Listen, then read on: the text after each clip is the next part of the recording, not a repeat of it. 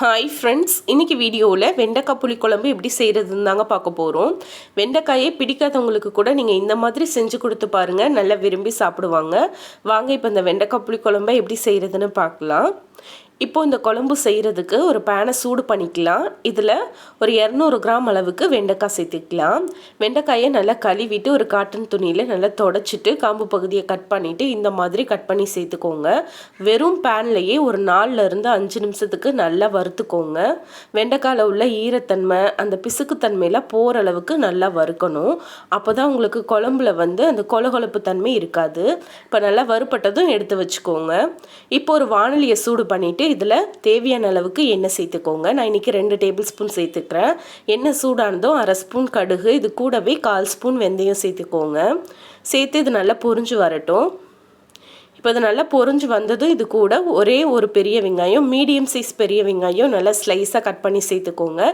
கூடவே கொஞ்சம் கருவேப்பிலை இலையும், இது கூடவே ஒரு 3 பல் பூண்டும் சேர்த்துக்கலாம். சேர்த்து நல்லா இதை வதக்கிக்கலாம்.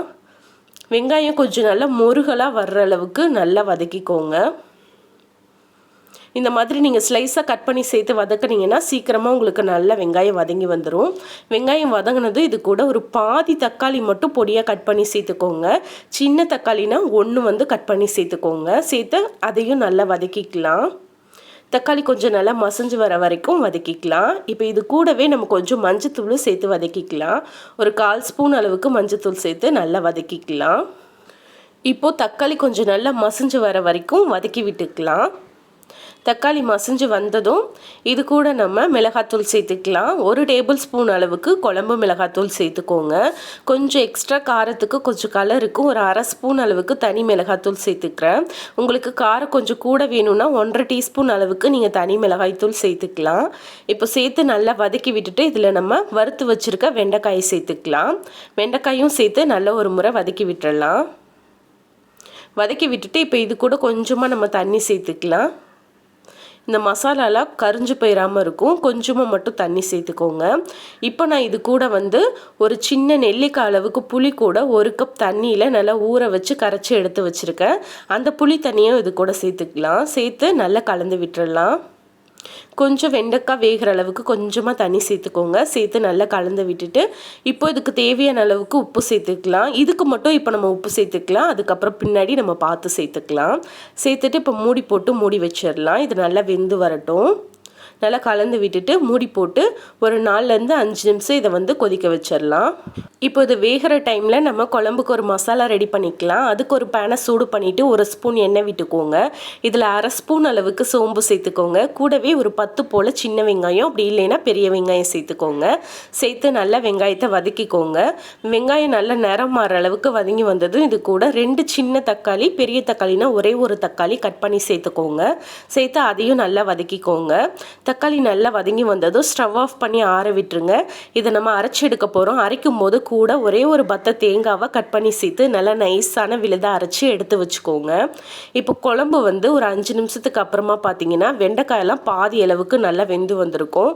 இப்போ நம்ம இது கூட நம்ம அரைச்சி வச்சுருக்க விழுதை சேர்த்துடலாம். இப்போ நம்ம வெங்காயம், தக்காளி, தேங்காயெல்லாம் நம்ம வதக்கணும் இல்லையா, அதை நல்லா அரைச்சிட்டு இதோட சேர்த்துக்கோங்க. சேர்த்துட்டு இது நம்ம நல்லா கலந்து விட்டுக்கலாம். இந்த மாதிரி நீங்கள் வெங்காயம், தக்காளி, கொஞ்சம் தேங்காய் வச்சு அரைச்சி ஒரு முறை செஞ்சு பாருங்கள். வெண்டைக்காய் குழம்பு ரொம்ப ரொம்ப சூப்பராக இருக்கும். உங்களுக்கு குழம்பும் நிறைய கிடைக்கும்.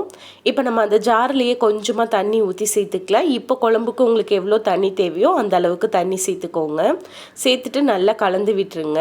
இந்த மாதிரி நீங்கள் குழம்பு செய்யும்போது மீன் குழம்பு மாதிரியே ரொம்ப ரொம்ப டேஸ்ட்டாக இருக்கும் குழம்பு. இப்போ நல்லா கலந்து விட்டுட்டு இப்போ உப்பு செக் பண்ணி பார்த்துட்டு தேவையான அளவுக்கு உப்பு சேர்த்துக்கோங்க. சேர்த்துட்டு நல்லா கலந்து விட்டுட்டு மூடி போட்டு ஒரு 5 நிமிஷம் இதை நம்ம கொதிக்க வச்சிடலாம். மீடியம் ஃப்ளேமில் 5லேருந்து 6 நிமிஷம் வரைக்கும் நல்லா கொதிக்க வச்சுருங்க.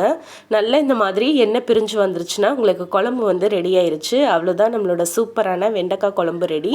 இது உங்களுக்கு ஆறுச்சுன்னா இன்னும் குழம்பு நல்லா திக்காகும். அதனால் இந்த ஸ்டேஜ்லேயே ஸ்டவ் ஆஃப் பண்ணிடுங்க. இப்போ நம்ம சர்வ் பண்ணிடலாம். ஸோ கண்டிப்பாக இதே மெத்தடில் நீங்களும் செஞ்சு பாருங்கள். செஞ்சு பார்த்துட்டு எப்படி வந்ததுன்னு மறக்காமல் கமெண்ட்டில் சொல்லுங்கள். இந்த புளிக்குழம்பு ரெசிபி உங்களுக்கு பிடிச்சிருந்தா லைக் பண்ணி ஷேர் பண்ணுங்கள். சப்ஸ்கிரைப் பண்ணலைன்னா மறக்காமல் சூர்யாஸ் கிச்சனை சப்ஸ்கிரைப் பண்ணிக்கோங்க. நாளைக்கு ஒரு சூப்பரான ரெசிபியோடு நான் உங்களை மீட் பண்ணுறேன். தேங்க்யூ.